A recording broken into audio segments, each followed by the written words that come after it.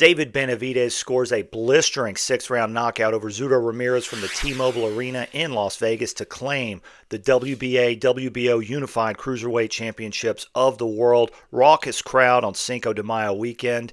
Amazing fight, amazing display of speed and skill from David Benavidez. Look, Zurdo was never really in the fight.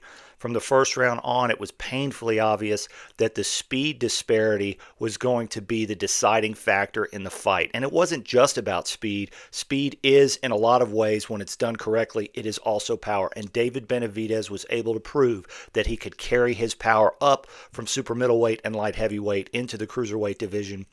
He hurt Zurdo badly in the fourth round, forced him to take a knee from clean right hands. Those were sit-down power punches that hurt the much bigger Zurdo and was pretty shocking. It wasn't just an accumulation of punches that led to the fourth round knockout. It was raw power. The fifth round was outstanding, truly a Mexican-style type round. Those guys went out. Zurdo really tried to get back into the fight. He deserves a lot of credit for that. Tremendous heart. But at the end of the fifth round, it was painfully obvious that that right eye was going to be a problem. The left jabs and left hooks from David Benavidez were taking their toll. Yeah, once we got into the sixth round, I've seen a lot of replays with an elbow. Was it on purpose? Was it not? I don't know. It probably was on purpose. Did it make a difference in the fight? No.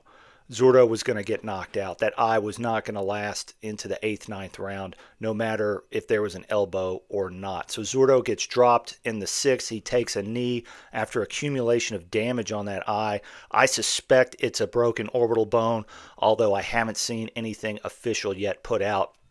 Zurdo had to immediately go to the hospital, didn't even wait around for interviews. I understand that. He was significantly injured.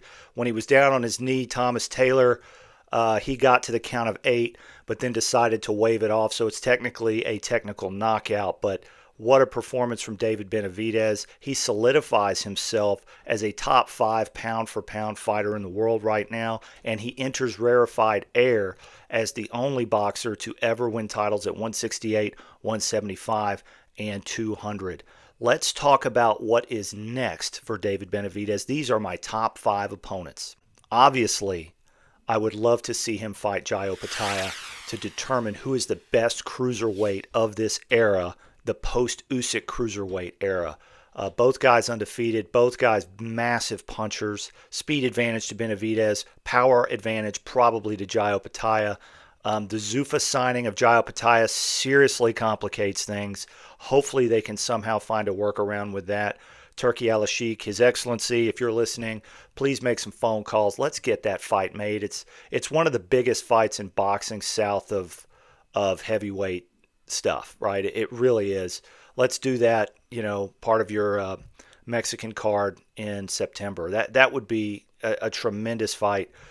I don't want to see it on Zuffa. I don't want to see them wearing high school gym outfits in the ring with the gray pastels and all that bullshit. I want the full-blown experience, the pageantry, the passion, not this white bread type stuff that Zuffa's doing. I can't even pronounce their name right. That's for another video. All right.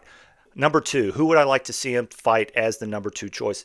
Look, if he wants a soft touch and someone who can bring a lot of money to the table, I would say fight Chris Billum-Smith. He's ranked in the top 10 at cruiserweight in the Ring Magazine ratings, and Benavidez would be able to go over to the UK and make a ton of money. It would sell out a stadium over there, a small stadium. I'm not talking Wembley, but it would do massive numbers, and it's not he deserves a soft touch. He's had some serious opponents lately. No disrespect to Chris Billum-Smith, but he's not in the same league as Benavidez. So let's see if we can get that fight made. It's a payday. Benavidez was virtually unscathed in this fight. Now, I know it's May 1st. We only have 7 months in the year, but why not, dude? You could probably get in 2 more fights this year. I know that's wishful thinking. I know there's a lot of money on the table, but you come back in August and then you come back in December, that would be outstanding. A lot of money on the table. Number 3, I would like to see Benavidez drop back down to light heavyweight and get some unfinished business done with Dimitri Bivol. They both have common opponents. It would be a big fight here in the United States, probably sell out T-Mobile again. It would be for the lineal light heavyweight championship of the world because Bivol was previously undisputed. There's a little asterisk next to Benavidez' WBC title. He won at light heavyweight because it was a belt stripped from Bivol after he beat Artur Beterbiev. So he called him out after the fight. That would be some excellent unfinished business. David Benavidez looked a little fleshy last night. He came in at 196 pounds. Well under the 200-pound limit. The point I'm saying is that he could probably still make 175 relatively comfortably, and that would be a legacy fight for Benavidez, right? To go down there, check that box. He's probably already inching toward a Hall of Fame resume. If he were to go down to light heavyweight after winning these belts and beat Dmitry Bivol, he's in the Hall of Fame, 100%. So that's my number 3 choice. Would love to see that fight. All right, number 4, I don't think it's going to happen. This is wishful thinking on my part, but why the hell not? Let's move up to heavyweight and challenge Alexander Usyk for the lineal and unified heavyweight championship of the world. Listen, Usyk did the same thing, right? He made a run at cruiser and solidified himself as a mandatory challenger in the WBO, which allowed him to fight Anthony Joshua, and look where he is now. It would be a way for Usyk to give Benavidez the same shot that he got, right? We know Usyk fights in a few weeks. That's going to be a soft touch. I'll have a preview prediction video on that. But once he gets through that, why not allow the reigning WBO champion, WBA champion at Cruiserweight to move up and challenge for the heavyweight championship of the world? Two of the best, guys of this era fighting. I would love to see it. There's pretty much zero chance it's going to happen. But look, Benavidez has done some damage to some southpaws lately, and I'm not saying that they're on the level of Usyk because they're not, but I'm telling you, I would pay to see the fight.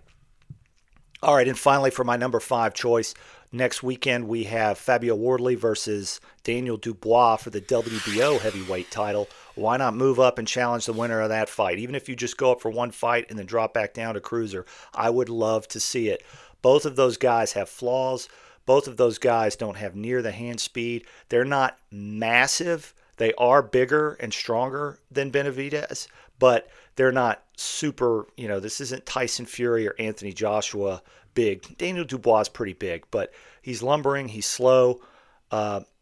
Fabio Wardley is lucky to have been in his last 2 fights. He pulled knockouts out of the wind to win those 2. So definitely a winnable fight for Benavidez no matter who wins between Fabio Wardley and Daniel Dubois. And again, to circle back to the Chris Billum-Smith fight, it sells out stadiums in the UK and would be a massive payday for David Benavidez, and the risk versus reward would be outstanding because if he loses, so what? He dared to be great. He goes back to cruiserweight or even light heavyweight and continues his career.